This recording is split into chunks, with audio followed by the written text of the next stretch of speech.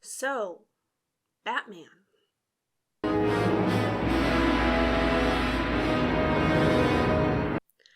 I'm not a huge Batman fan. I never have been. But I am a huge fan of his kids. They've each had a chance to grow and develop in ways that the Bat never has. That being said, the majority of the world loves Batman, and I can't really blame them. He is human, and you can relate to him in ways that you just can't relate to when it comes to The Flash or Superman. There have been so many adaptations of Batman over the years, and some of them are great, and some of them exist. The newest installation of Batman is coming out in 2021 with Robert Pattinson as the Batman. And I have an opinion on that, but I'll save that for another time. But for now, let's start with his predecessors that have already worn the cape and cowl. So here are my picks for the top live-action Batmans. Starting off at number 7, we have George Clooney in Batman and Robin. Okay, so this movie feels like a giant checklist of things not to do. Not only was it an absolutely terrible movie, but it insulted the intelligence of the audience. With over-the-top villains, on-the-nose dialogue, horrifically terrible puns, and then over-the-top camp that would make even Adam West shudder. Let's kick some ice. It's like they tried to recreate the magic of what made the old television series so great, but completely missed the mark. It's like a Saturday morning cartoon come to life. Clooney just wasn't suited for the part. Sure, his charming playboy act sort of worked for Bruce Wayne, but he made a lackluster Batman.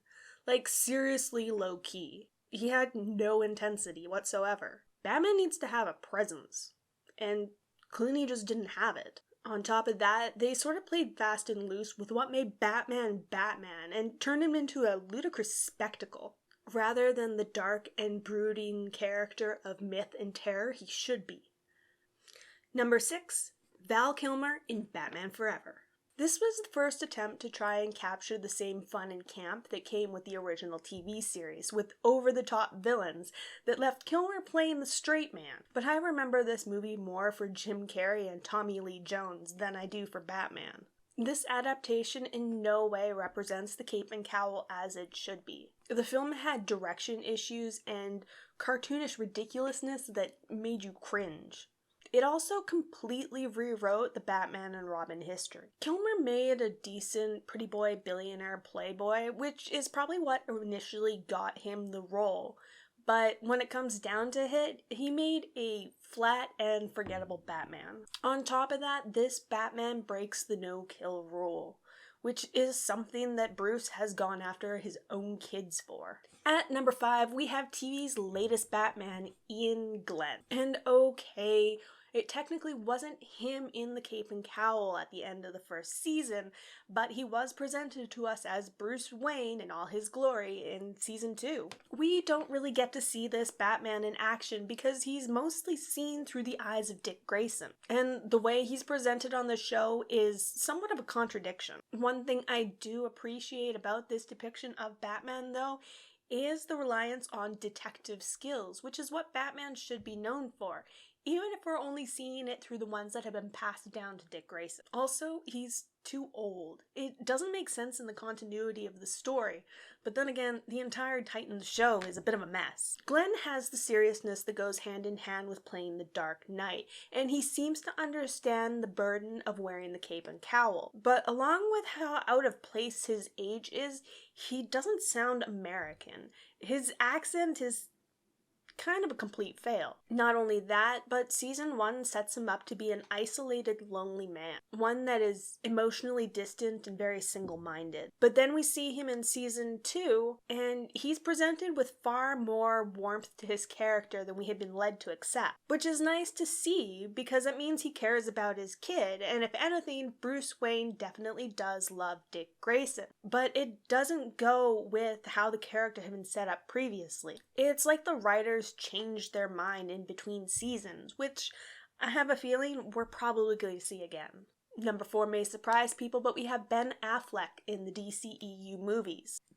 Affleck actually managed to play a charming Bruce Wayne, which both surprised and delighted me. This Batman is super gritty and growly in a way that just seems done with life. It's very reminiscent of the Dark Knight Returns Batman, especially in the bloated batsuit. But that doesn't fit with the narrative of the DCEU of just forming the Justice League. The DCEU just doesn't have it together. This Batman is a mixture of detective and fist first, ask questions later. But he is concerned with the well-being of the city and people enough that he goes after the carelessly destructive Superman. We do get to see his obsession with knowing everything about absolutely everyone, which lends itself to Bruce Wayne's very real paranoia. So much so that he wants to control Supes, but he's also tracking down other people with other abilities that he thinks may pose a threat to society. But the lack of secrecy concerning his identity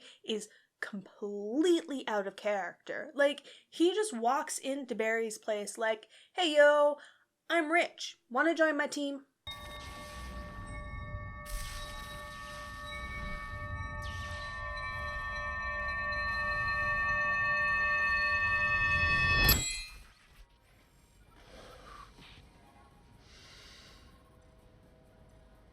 You're the Batman?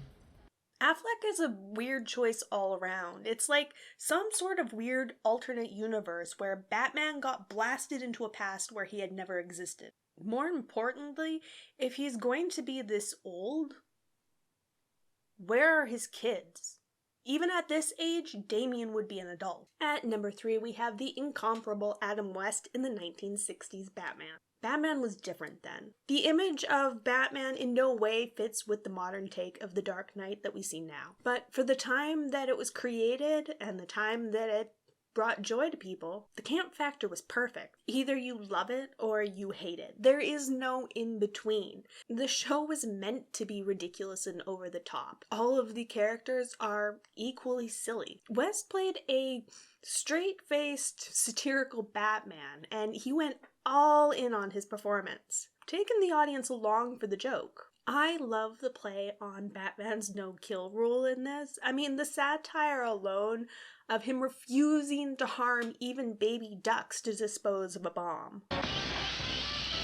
Some days you just can't get rid of a bomb. At number 2, we have the controversial Michael Keaton in Batman and Batman Returns. When casting was first announced, people just couldn't reconcile the image of comedic Michael Keaton in the role of the Dark Knight. But in the end, he turned out to be the perfect choice. The movies were directed by Tim Burton and took on that much more dark and serious vision of Batman that we had been expecting. One that showed the instability of Bruce Wayne, but still held an edge of humor. Direction was excellent, stylized, and stood apart. But this version of Batman was still a lot less detective and a lot more action-oriented. We see Batman blowing up villains and definitely not heeding Batman's number 1 rule. This is definitely more a personal quest for vengeance. But overall, Keaton made a decent Bruce Wayne, and his Batman was dark and unstable, just as he should be. In my number 1 spot, you're either going to agree with me or scream at me, we have Christian Bale in the Dark Knight trilogy. In my opinion, this is the best adaptation of Batman that we have seen. It is dark, gritty, and realistic, with the perfect amount of brooding.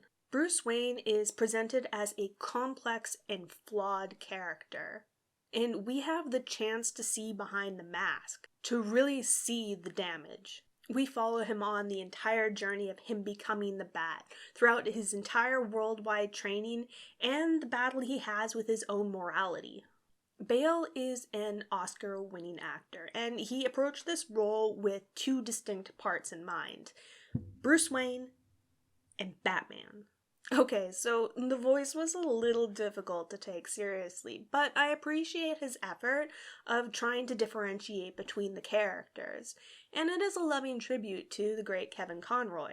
This Batman takes his identity very seriously, enough to tarnish the image of Bruce Wayne. I mean, nobody would ever connect Batman in some airhead playboy. He uses absolute terror and intensity, but the wanton destruction of the city is a bit much. Batman is always concerned about the city. The people are his first concern. And this Batman is destroying the city without considering the safety of anybody around him. But what I appreciate most about this Batman is his strict adherence to the no-kill rule. He is not judge, jury, and executioner. He is justice. So, that's it. Do you agree with me? Let me know in the comments below, and don't forget to like, comment, and subscribe. Do you think I should have left in some of the animated Batmans as well? Well, until next time, cheers!